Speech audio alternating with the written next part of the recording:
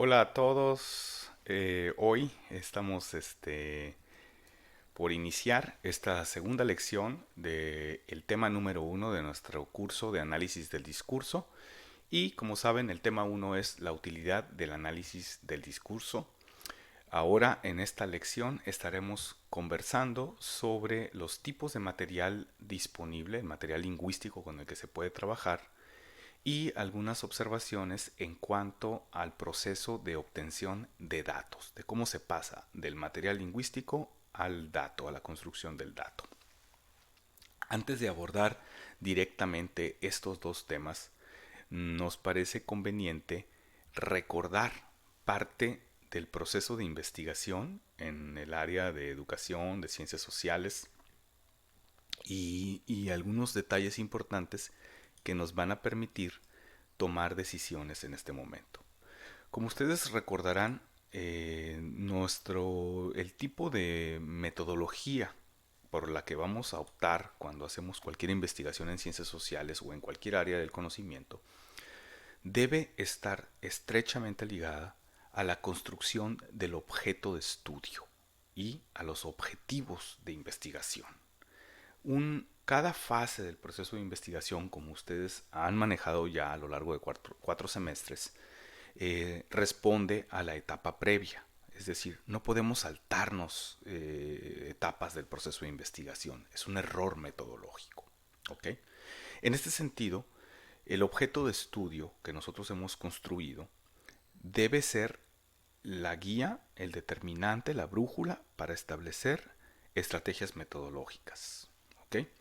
Por ejemplo, el punto de partida, entonces, si consideramos que es el objeto de estudio, esta primera flecha grande que está aquí, eh, va a venir definido por una serie de elementos que ya debemos haber aterrizado antes de proceder con la obtención de datos o la búsqueda de insumos de investigación. Por ejemplo, es importantísimo que tengamos claro pues el tema de nuestro proyecto, qué se va a investigar, ¿ok? Y a partir de ese tema que queremos investigar, ¿no? En nuestro caso estamos hablando de perspectivas en torno al inglés por parte de docentes de escuelas secundarias. También es muy importante establecer de una vez por todas los objetivos de la investigación. ¿Para qué queremos llevar a cabo esta investigación? Eh, Aquí la posibilidad de respuestas es muy amplia, ¿no? Quizá queremos encontrar si hay un patrón cultural en los profesores de inglés que nos permita hablar de ellos como una cultura, la cultura de un grupo específico. ¿Cuáles son sus reglas de membresía? ¿Cómo se incorporan las personas dentro de ese grupo? ¿Cómo se establecen, ¿no? Jerarquías? ¿Quién está mucho más reconocido como miembro del grupo y quién apenas empieza a ser reconocido? ¿Ok? Otros elementos que podemos tratar de investigar a partir del análisis del discurso es qué ideologías en torno a la lengua inglesa están detrás de las mentalidades, de las posturas, de las opiniones de este grupo en particular de docentes. Y así hay diversos elementos que se pueden investigar. Como pueden ver, la determinación de los objetivos nos va a permitir dar el salto a establecer el enfoque de nuestra investigación. Es decir, determinar qué tipo de investigación se va a realizar para que ésta responda verdaderamente a los objetivos planteados. Y aquí nos importaría mucho determinar el tipo o la variedad de análisis del discurso que queremos llevar a cabo. Es decir, vamos a hacer un análisis del discurso más enfocado a la etnometodología, como nos explicaba Stephanie Taylor, o queremos hacer más un análisis del discurso enfocado a los estudios actitudinales, algo que estamos por empezar a explorar durante este segundo bloque, o bien queremos hacer un acercamiento del análisis crítico del discurso, cuya base son los planteamientos de Michel Foucault, es decir, estar estudiando las ideologías que están detrás del sistema educativo y de los profesores que enseñan inglés en las secundarias. Tenemos que empezar a tomar decisiones. Al mismo tiempo, esto nos va a permitir establecer el alcance de nuestra investigación. Y aquí ya llevamos un avance importante porque hemos determinado que nuestra investigación será un estudio exploratorio. ¿Por qué? porque hay pocos antecedentes que le correspondan y que nos permitieran servir de punto de partida. En cambio, vamos a estar abriendo camino, por lo menos en el contexto regional, sobre este tipo de acercamiento a las ideologías, a las perspectivas, a las posturas de los profesores de inglés. Hasta donde sabemos, por la revisión bibliográfica, no hay estudios similares en la región. Bueno, una vez determinado el objeto de estudio, el enfoque de nuestra investigación, vamos a poder determinar el tipo de insumo que es más adecuado para esta investigación. Es decir, qué tipo de material lingüístico vamos a necesitar para obtener información suficiente que nos permita contestar las preguntas de investigación establecidas desde la flecha superior.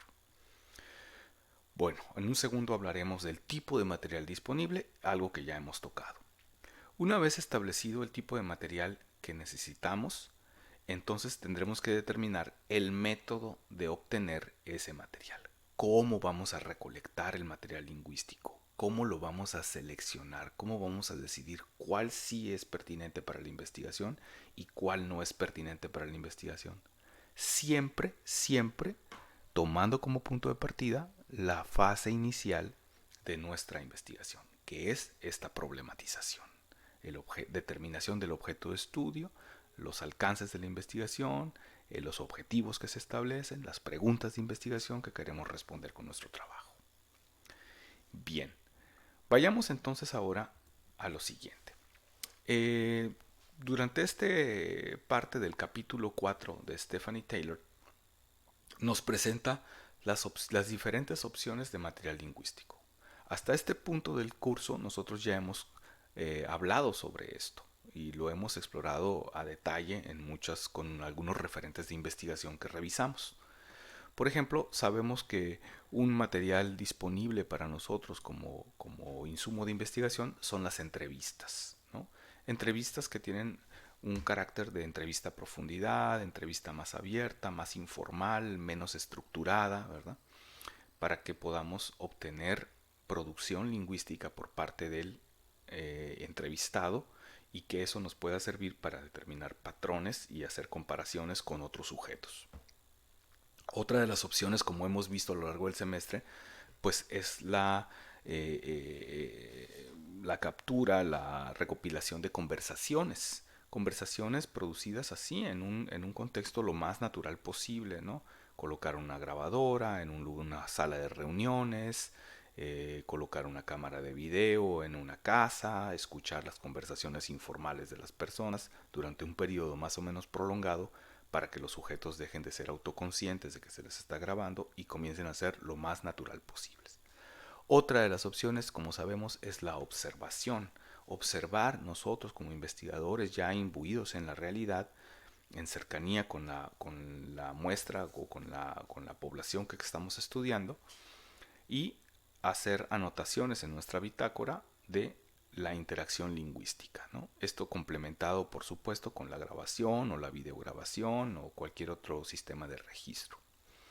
También sabemos que se pueden recopilar documentos oficiales. En el caso de nosotros estamos muy conscientes que los planes de estudio, el perfil de egreso o toda la documentación oficial producida por la Secretaría de Educación Pública y la Secretaría de Educación y Cultura Estatal nos van a servir como insumo. Pero aquí también podríamos recopilar, por ejemplo, reglamentos, planeaciones de los maestros, todo tipo de documentos, ¿no?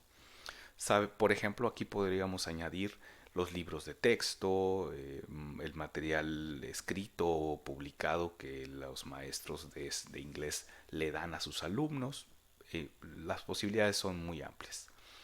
También existe la posibilidad de recopilar material periodístico o material, transmisiones de televisión o radio o producción en línea, ¿no? Esto, por ejemplo, si quisiéramos nosotros medir más o menos o darnos una idea de a qué tipo de discursos dominantes están expuestos los docentes de inglés de las escuelas secundarias, podríamos nosotros revisar pues cápsulas en los noticieros donde especialistas o supuestos especialistas en aprendizaje de segunda lengua nos hablan de la importancia de la enseñanza del inglés.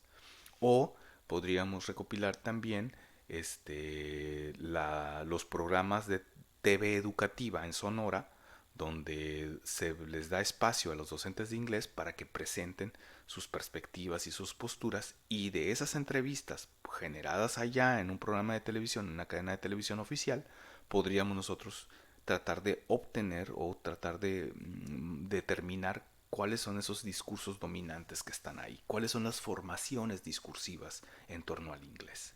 Lo mismo podemos hacer con foros de internet, ¿no? Está la posibilidad de revisar foros de internet públicos donde las personas vierten sus opiniones sobre cómo se aprende la lengua.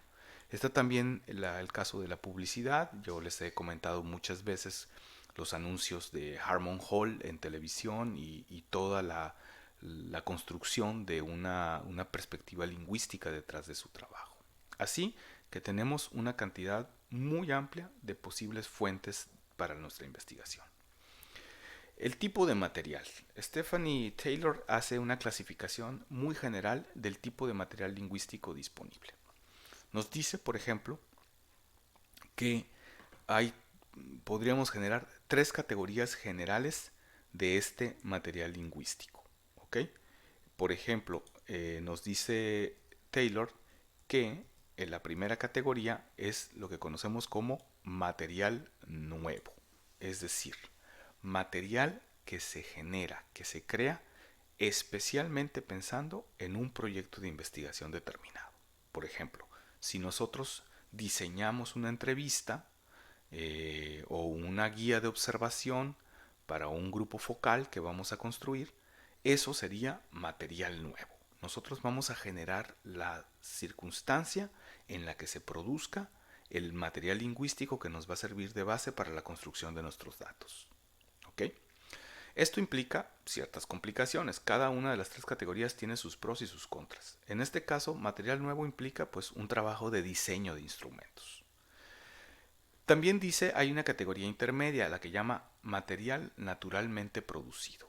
Y aquí es cuando nosotros como investigadores, al acercarnos a los sujetos que queremos investigar, encontramos que ellos ya generan por sí mismos de manera natural una circunstancia donde se puede producir material lingüístico interesante para nosotros. Por ejemplo, pensemos en la posibilidad de un consejo técnico, donde los profesores de inglés se reúnen, ¿verdad? Y tienen oportunidad de conversar entre ellos, y ya nosotros nada más apareceríamos con un permiso, por supuesto, en ese consejo técnico, en esa reunión de academia, grabar la reunión, ¿no? Hacer observación, ya sea participando o no participando, dependiendo de las circunstancias, ¿no? Entonces, ese material lingüístico, esa conversación entre docentes de inglés, se iba a producir estuviéramos o no estuviéramos ahí nosotros. Nosotros nada más aprovechamos la oportunidad y captamos, construimos nuestro material en las circunstancias ya dadas. Eso es el material naturalmente producido. ¿Ok? Otra de las posibilidades, la última de las categorías del tipo de material, es utilizar material preexistente. Y esto es como lo que les comentaba hace unos minutos en cuanto a recuperar material de un foro de discusión en línea o obtener el material, la documentación oficial de la Secretaría de Educación Pública y analizar, hacerle un análisis del discurso a lo que dicen los textos oficiales. También existe la posibilidad, como les decía, de recuperar videos de YouTube con entrevistas a especialistas de inglés que se han dado aquí en la ciudad o en el estado o a nivel nacional, material que creemos que ha servido para alimentar las nociones o las posturas de los profesores de inglés. ¿Ok? Ese es el que llamamos material preexistente, un material que se recupera de fuentes que no tienen ninguna relación con nuestro proyecto. Esas serían pues las tres posibilidades. Vayamos ahora al proceso con el que los materiales dejan de ser simplemente insumo de investigación y se convierten en datos de una investigación. Este es un proceso importante que muchas veces se confunde porque nosotros pensamos que simplemente el material que ya está ahí disponible, grabado por ejemplo, ya automáticamente son nuestros datos. Y esto no es así. En realidad, la construcción de los datos, el paso del material al dato, es un proceso que yo he representado aquí con estos diferentes 4 escalones, porque es un proceso que va aumentando en su complejidad. El primer escalón, el primer paso, es la producción lingüística. El material ahí, virgen diríamos, pues no. Un material que se genera todos los días en todas partes en todo el mundo. La gente estamos interactuando a través del lenguaje constantemente y todo eso es susceptible de convertirse en material lingüístico para nosotros. Sin embargo, para poderlo construir como dato, primero hay que hacer un proceso de obtención, es decir, necesitamos registrar esa producción lingüística constante, permanente en la realidad, pero tiene que ser registrada por el investigador. Y ese registro puede ser pues videograbando, grabando el audio, tomando fotografías de un anuncio publicitario, por ejemplo, o haciendo un registro por escrito a través de la observación. ¿Ok? Una vez obtenido el material, el insumo de investigación, pasamos al proceso de selección del material. Es decir, es posible que nosotros grabemos, no sé, 25 o 40 horas en video de conversaciones. Pero eso no quiere decir que todo eso se va a convertir en dato de investigación. En realidad, primero hay que determinar qué tan pertinente es ese material. Si sirve o no sirve para la investigación con estos objetivos que nos hemos planteado. O si es congruente con el enfoque de investigación que hemos decidido adoptar. ¿Ok? También es importante establecer si un material pues cumple con los niveles de calidad que se necesita. Probablemente tú tienes una grabación en audio, 40 horas de audio, pero se grabaron mal.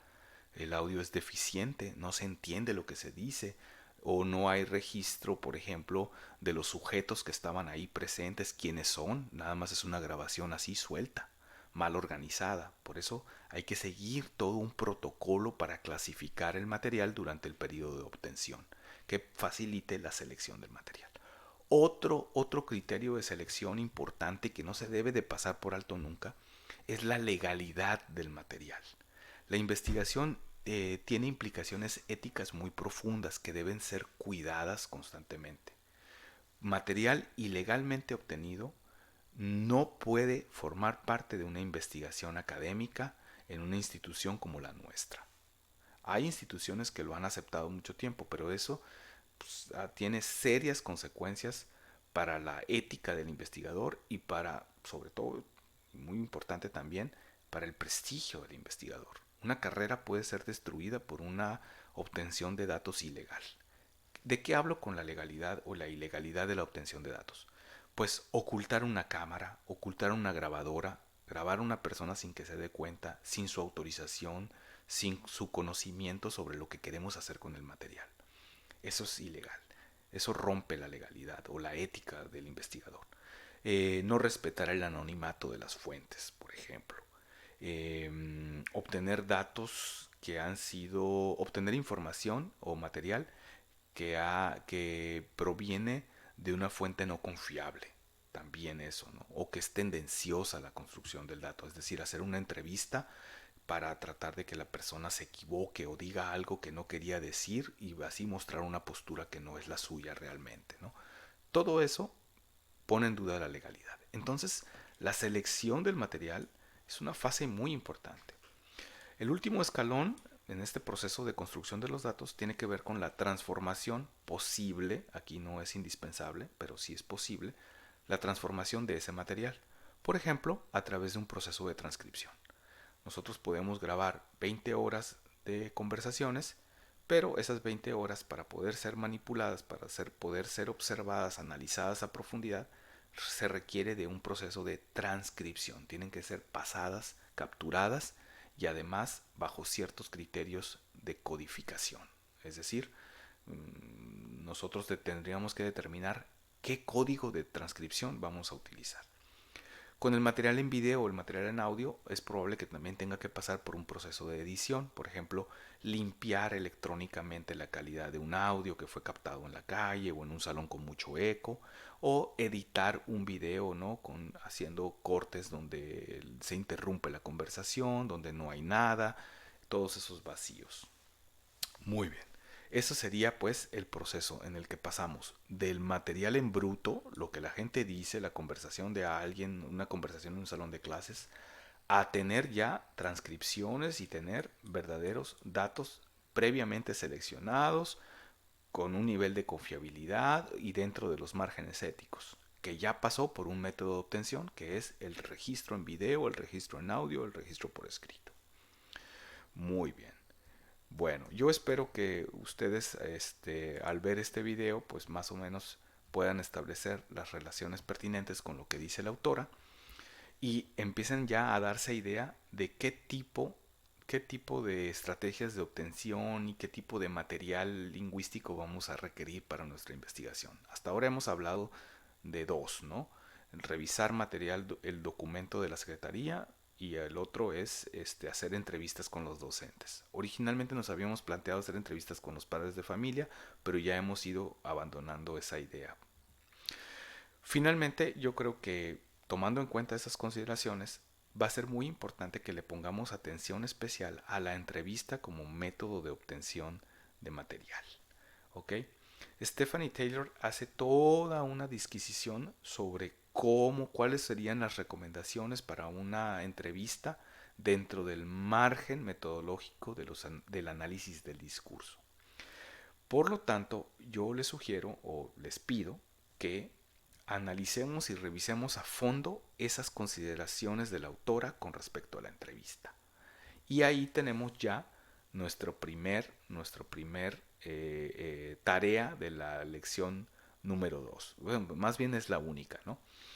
Les voy a pedir que elaboren un esquema. Este puede tener la forma que ustedes gusten, un mapa mental, un cuadro sinóptico, una tabla, con la que organicen de alguna manera todas las recomendaciones y las observaciones que la autora hace en torno a la entrevista en el análisis del discurso. Piensen en ese diagrama, en ese esquema que ustedes van a generar como una herramienta muy importante que les va a servir de aquí en adelante para cualquier propuesta de investigación cualitativa que requiera de entrevistas. Voy a generar el espacio en plataforma para que ustedes suban ese documento, ese esquema en el formato que quieran. Puede ser una fotografía, puede ser quizá una diapositiva de PowerPoint, o puede ser una imagen, o puede ser que ustedes decidan elaborar el diagrama en una hoja blanca y tomarle una foto o hacerle un escaneado. El formato no importa, van a poder adjuntar el archivo que quieran. Y con esto terminamos la lección número 2 y el tema número 1. Y pasaríamos ya al siguiente tema, el tema número 2. Y para ello es preciso que ustedes lean antes el capítulo 5 del libro, donde se presentan los retos para el análisis del discurso. Es un capítulo breve, son poco más de 10 páginas y creo que será muy interesante porque ya nos estamos adentrando en la metodología de la investigación. Bueno, con esto terminamos la lección número 2 y quedan libres para comenzar a trabajar. Nos vemos en la próxima lección.